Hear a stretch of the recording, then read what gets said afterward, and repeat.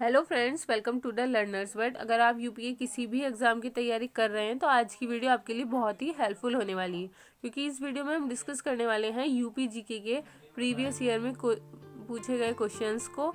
और ये वीडियो आपके लिए हेल्पफुल होगी यूपी लेखपाल के एग्ज़ाम के लिए, UP TET, UP super TET, ये जो भी एग्ज़ाम यूपी में कंडक्ट होता है उसके लिए।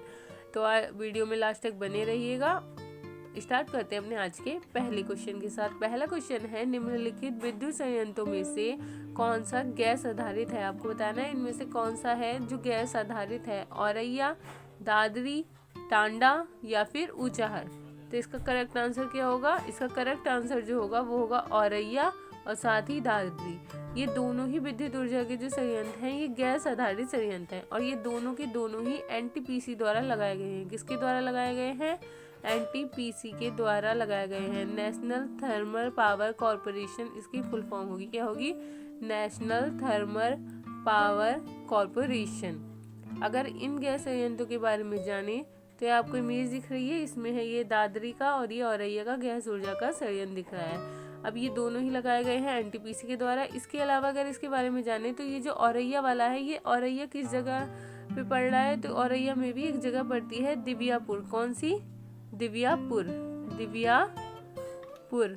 तो उस जगह पर ये औरैया वाला गैस ऊर्जा का संयंत्र लगाया गया। वहीं अगर हम बात करें दादरी वाला कहाँ पर है, तो ये है ग्रेटर नोएडा यानी कि गौतम बुद्ध नगर में। कहाँ पर है? दादरी ऊर्जा संयंत्र है गौतम बुद्ध नगर में। गौतम बुद्ध नगर में दादरी ऊर्जा वाला संयंत्र है। अब बढ़ते हैं अपने अगले क्वेश्चन की तरफ। हमारा अगला क्वेश्चन है, सूची 1 का सूची 2 के साथ मिलान करना है आपको। आगरा, कानपुर, मेरठ और मुरादाबाद 4 जगह दी गई हैं, इनको इसके साथ मिलाना है। तो देखिए यहाँ पर जो आगरा है वो किस लिए फेमस है? आगरा का ताजमहल फेमस है। तो यहाँ पर सब लोग टूरिज्म के लिए आते हैं, घूमने के लिए आते हैं। तो आगरा का मिलान देंगे हम पर्यटन के साथ में। आगरा पर्यटन के लिए फेमस है। अब वन डिस्ट्रिक्ट वन प्रोडक्ट की यहाँ पर साथ में बात कर लें तो आगरा का क्या फेमस है? यहाँ पर आगरा का फेमस है चमड़े के सामान। क्या फेमस है? चमड़े के लिए फेमस है। इसके अलावा अगर खाने पीने की बात करें तो आगरा का पेठा वर्ल्ड फेमस है। अब बात कर लेते हैं कानपुर। तो कानपुर का क्या है? कानपुर भी चमड़े के सामान के लिए यहाँ से मिला देंगे।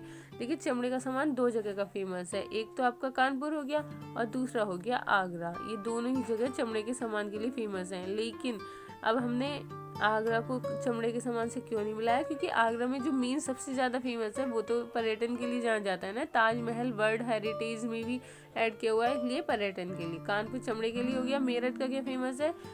मेरठ का है खेल का सामान। जो खेल कूद के सामान जो बनते हैं वो मेरठ से ही बन के आते हैं स्पेशली, तो मेरठ इसीलिए जाना जाता है। इसके अलावा जो 1857 में हमारी क्रांति हुई थी, वो क्रांति शुरू कहाँ से हुई थी? तो उस क्रांति की शुरुआत जो हुई थी वो मेरठ से ही हुई थी। मेरठ के बारे में और जाने तो वन डिस्ट्रिक्ट वन प्रोडक्ट में आपका खेल का सामान हो गया। 1857 की क्रांति की शुरुआत मेरठ से हुई थी। इसके अलावा अब मेरठ में किसने की थी 1857 की क्रांति की शुरुआत? तो वो थे कदम सिंह। मेरठ में इस क्रांति का नेतृत्व किया था कदम सिंह ने। किसने किया था? कदम सिंह ने इस क्रांति का नेतृत्व किया था जो 1857 की हुई थी मेरठ से। कहाँ से? मेरठ से। अब आ जाता है मुरादाबाद। तो एक ही ऑप्शन बचा है धातु पात्र। मुरादाबाद फेमस है आपका पीतल के सामान के लिए, तो मुरादाबाद को हम मिला देंगे धातु पात्र के साथ में। अब बढ़ते हैं अपने अगले क्वेश्चन की तरफ। अगला क्वेश्चन है हमारा, दिए गए कूट का सही मिलान करने के लिए आपको बोल रहा है। तो इसका सही मिलान करना है आपको। माघ मेला, झूला मेला, पशु मेला और देवा मेला, ये मेले दिए गए हैं। आपको बताना है कि किस जगह पे कौन सा मेला लगता है। तो ये जो माघ मेला है ये कहाँ का फेमस है? ये होता है प्रयागराज में। कहाँ पे? प्रयागराज, जिसका पुराना नाम इलाहाबाद है। यहाँ पे इलाहाबाद इसलिए लिखा हुआ है क्योंकि ये प्रीवियस ईयर का क्वेश्चन है, उस समय उसका नाम इलाहाबाद था, जब बदल करके प्रयागराज कर दिया गया है। तो माघ मेला फेमस है इलाहाबाद का यानी कि प्रयागराज का, जो आज के टाइम में इसका नाम है। वहीं माघ मेले के बारे में थोड़ा सा और अगर जाने तो ये जो होता है 14 या फिर 15 जनवरी को लगाया जाता है। 14 या 15 जनवरी को ये मेला लगाया जाता है। इसी दिन क्यों? क्योंकि इस दिन होती है मकर संक्रांति। क्या होती है? मकर संक्रांति के दिन ये मेला लगाया जाता है 15 फरवरी। जिस दिन भी मकर संक्रांति पड़ती है उस दिन ये मेले का आयोजन होता है और इस मेले के में लोग माघ के महीने में आते हैं स्नान करने के लिए नदी में। बात करते हैं अगला झूला मेला। तो ये जो झूला मेला है ये है आपका वृंदावन का फेमस। देखिए भगवान कृष्ण जो होते हैं वो गोपियों के साथ झूला झूलते थे, ऐसे आप याद कर सकते हैं कि झूला मेला जो फेमस है वो वृंदावन का है। कहाँ का है? वृंदावन का। पशु मेले की बात कर लें तो पशु मेला होता है बटेश्वर में। अब ये बटेश्वर कहाँ पड़ता है? तो बटेश्वर पड़ता है आपका आगरा में। आगरा का ये पशु मेला बहुत ही फेमस है। यहाँ पर लोग आते हैं मेले में, अपने पशु को बेचते हैं और काफ़ी ऊंचे दाम पर पशु इस मेले में बेचे जाते हैं। ये समझ लीजिए बोली लगती है पशुओं की। अब देवा मेला एक ही बचा है, कौन सी जगह आ जाएगी आपकी? बाराबंकी। देवा मेला है बाराबंकी का फेमस। ऐसे याद कर सकते हैं कि देवा से देव, और देव कितने हैं? 12 देव हैं, तो 12 देव से बाराबंकी देवा मेला फेमस है। अगर हम इमेज देखना चाहें तो ये देखिए इमेज में, ये आपका झूला मेला है जो लगता है वृंदावन में।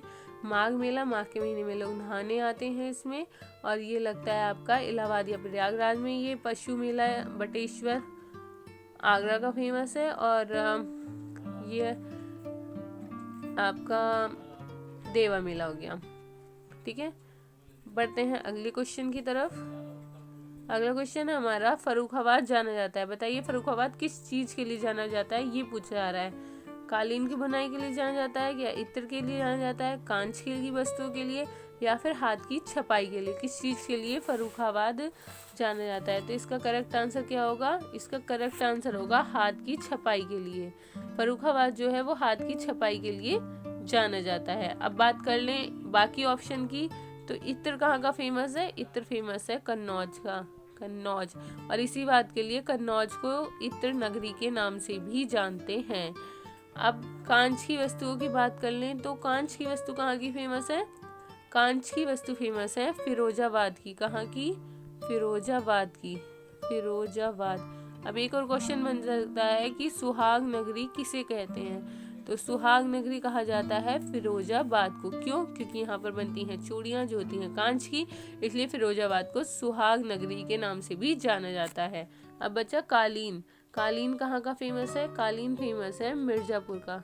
मिर्जापुर को जाना जाता है कालीन के लिए। ऐसे समझ लीजिए कालीन ज़्यादा चाहिए अपने कालीन के लिए, मिर्जा, ऐसे जो भी आपको समझ लगे। मिर्जापुर कालीन के लिए फेमस है। अब बढ़ते हैं अपने अगले क्वेश्चन की तरफ। अगला क्वेश्चन है, उत्तर प्रदेश का राजकीय पक्षी बताना है आपको। कौन सा है उत्तर प्रदेश का राजकीय पक्षी? मोर है, सारस है, तोता है, या फिर कोयल है? तो उत्तर प्रदेश का राजकीय पक्षी है, आपको दो ऑप्शन में कंफ्यूजन हो सकता है अगर नहीं पता होगा तो, मोर और सारस में। तो अगर हम उत्तर प्रदेश की बात करें तो उत्तर प्रदेश का राजकीय पक्षी की बात करें तो वो है सारस, या फिर क्रॉन्च भी इसको बोल देते हैं इंग्लिश में। क्या बोलते हैं? क्रॉन्च। सारस या क्रॉन्च जो है वो उत्तर प्रदेश का राजकीय पक्षी है। वहीं भारत का अगर पूछ ले तो भारत का राजकीय पक्षी तो आपको पता ही है, मोर। मोर भारत का राजकीय पक्षी है, और सारस या क्रॉन्च जो है वो उत्तर प्रदेश का राजकीय पक्षी हो जाता है। इसके अलावा उत्तर प्रदेश के कुछ और भी जान लेते हैं हम, जैसे कि ये आपका देखिए सारस या क्रॉन्च, ये है उत्तर प्रदेश का राजकीय पक्षी। क्या है? सारस जो है वो उत्तर प्रदेश का राजकीय पक्षी हो जाता है आपका। अगला देख लेते हैं। अगला है ये फूल। अब ये किस चीज़ का फूल है? ये फूल है पलास का फूल। पलास, या मैं आपको क्यों दिखा रही हूँ, पलास या टेसु का फूल, ये उत्तर प्रदेश का राजकीय पुष्प है। पलास या टेसु जो है वो उत्तर प्रदेश का है राजकीय पुष्प, अगर राजकीय पुष्प पूछ लिया जाए। वहीं आगे अगर देखते हैं राजकीय चिन्ह को पूछ लिया जाए तो ये है उत्तर प्रदेश का राजकीय चिन्ह। अब राजकीय चिन्ह में क्या क्या जाते हैं तो ये पूछा जाता है, तो दो आती हैं मछली, इसके अलावा आता है धनुष और तीर। क्या आता है? धनुष और तीर, धनुष तीर आ जाता है उत्तर प्रदेश के राजकीय चिन्ह में। देखिए यहाँ पर ये दो मछलियाँ दिख रही हैं आपको, इसके अलावा ये ऊपर दिख रहा है ये धनुष तीर, तो ये उत्तर प्रदेश का राजकीय चिन्ह है। एक और क्वेश्चन पूछा जाता है कि उत्तर प्रदेश का राजकीय चिन्ह जो है जिसमें दो मछलियाँ हैं, इसके साथ धनुष और तीर है, यानी कि तीर कमान है, तो इसको कब अपनाया गया? राजकीय चिन्ह को जो अपनाया गया था वो अपनाया गया था 1938 में। 1938 का वो साल था जब हमने अपना राजकीय मतलब उत्तर प्रदेश का राजकीय चिन्ह को अपनाया गया था। अब आगे देख लेते हैं, अगर पूछ लेता है उत्तर प्रदेश का राजकीय वृक्ष कौन सा है, राजकीय वृक्ष की बात कर लें उत्तर प्रदेश का तो वो है अशोक का वृक्ष। कौन सा? अशोक का वृक्ष उत्तर प्रदेश का राजकीय वृक्ष है। ये जो इमेज आप देख रहे हैं इसमें ये जो वृक्ष है ये अशोक का वृक्ष है। काफी लंबे लंबे पेड़ होते हैं, इनकी हाइट बहुत ज्यादा होती है। अब बढ़ते हैं आगे, तो ये है उत्तर प्रदेश का राजकीय पशु। क्या है? राजकीय पशु। अगर राजकीय पशु पूछ लिया जाए तो ये जो इमेज दिख रही है ये है बारहसिंगा। क्या है? बारहसिंगा जो है वो उत्तर प्रदेश का राजकीय पशु है। अब इसको इंग्लिश में भी कई बार इसका नाम पूछ लिया जाता है, बारहसिंगा ना देखे तो इंग्लिश में इसे कहते हैं स्वैम्प डियर। क्या कहते हैं? Swamp dear. अगर इंग्लिश नहीं आ जाए तो स्वैम्प डियर या फिर हिंदी में बारहसिंगा, जो कि उत्तर प्रदेश का राजकीय पशु हो जाता है। अब बढ़ते हैं अगले क्वेश्चन की तरफ। अगला क्वेश्चन है सरदार वल्लभ भाई पटेल कृषि विश्वविद्यालय अवस्थित है। आपको ये बताना है कि जो सरदार वल्लभ भाई पटेल कृषि विश्वविद्यालय है ये कहाँ पर है? फैजाबाद में है, मेरठ में है, कानपुर में है या फिर झांसी में है? तो ये जो सरदार वल्लभ भाई पटेल कृषि विश्वविद्यालय है ये है आपका मेरठ में। ऑप्शन नंबर 2 इसका करेक्ट आंसर होगा। मेरठ में है सरदार वल्लभ भाई पटेल कृषि विश्वविद्यालय। मेरठ किस लिए जाना जाता है? 1857 की जो क्रांति की शुरुआत हुई थी, मैंने अभी आपको बताया था, वो मेरठ से हुई थी। और किसने की थी? कदम सिंह ने इस क्रांति की शुरुआत की थी, कदम सिंह ने। और सरदार वल्लभ भाई पटेल कृषि यूनिवर्सिटी जो है वो भी मेरठ में ही है। फैजाबाद जो इसके अलावा अगर हम कानपुर के बारे में जाने तो कानपुर का चमड़ा फेमस है और उद्योगों के मामले में कानपुर सबसे आगे है। झांसी रानी लक्ष्मीबाई झांसी की थी। अब सरदार वल्लभ भाई कृषि विश्वविद्यालय के बारे में अगर हम थोड़ा सा और जाने तो ये जो आपको इमेज दिख रही है ये जो इमेज दिख रही है ये है सरदार वल्लभ भाई कृषि यूनिवर्सिटी, जो कि आपकी मेरठ में पड़ती है। इसके अलावा अगर ये बात करें कि ये जो सरदार वल्लभ भाई पटेल कृषि यूनिवर्सिटी है इसकी स्थापना कब हुई थी, तो ये यूनिवर्सिटी बनी थी 2 अक्टूबर 2000 को। कब बनी थी? 2 अक्टूबर सन 2000 में इस यूनिवर्सिटी को बनाया गया था। कब बनाया गया था? 2 अक्टूबर 2000 में।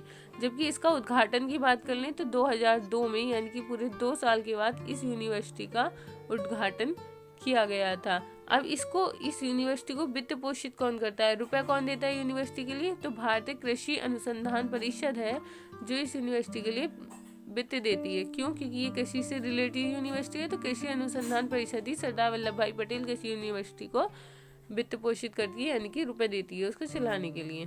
बढ़ते हैं अगले क्वेश्चन की तरफ।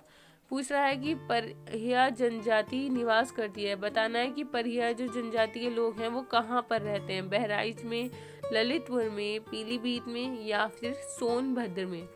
तो इस क्वेश्चन का राइट आंसर क्या होगा? तो परिया जनजाति जो निवास करती है वो करती है सोनभद्र में। ऑप्शन नंबर 4 इसका करेक्ट आंसर होगा। अब सोनभद्र से रिलेटेड कुछ और भी इम्पोर्टेंट चीजें आपको जाननी चाहिए, जैसे कि उत्तर प्रदेश का कौन सा जिला है जो सबसे ज्यादा राज्यों की सीमा को छूता है, तो वो सोनभद्र है।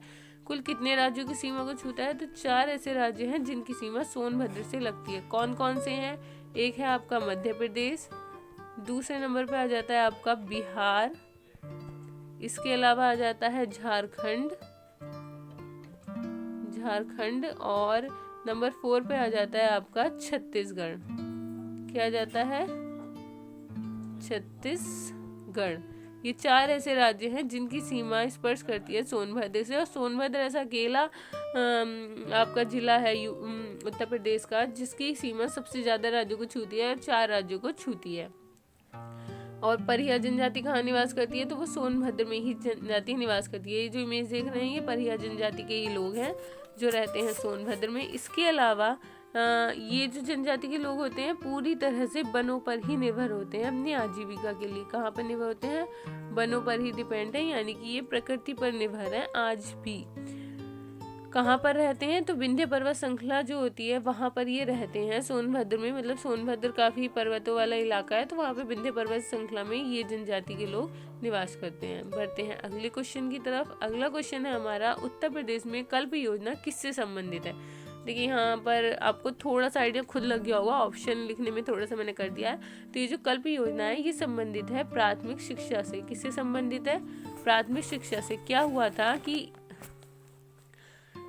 उस समय ये बात जो है ये है 1998 की बात है। सन 1998 में उस समय जो बेसिक शिक्षा मंत्री थे वो थे रविंद्र शुक्ला। कौन थे? रविंद्र शुक्ला जी जो थे वो थे बेसिक शिक्षा मंत्री। तो उन्होंने ही ये कल्प योजना की शुरुआत की थी।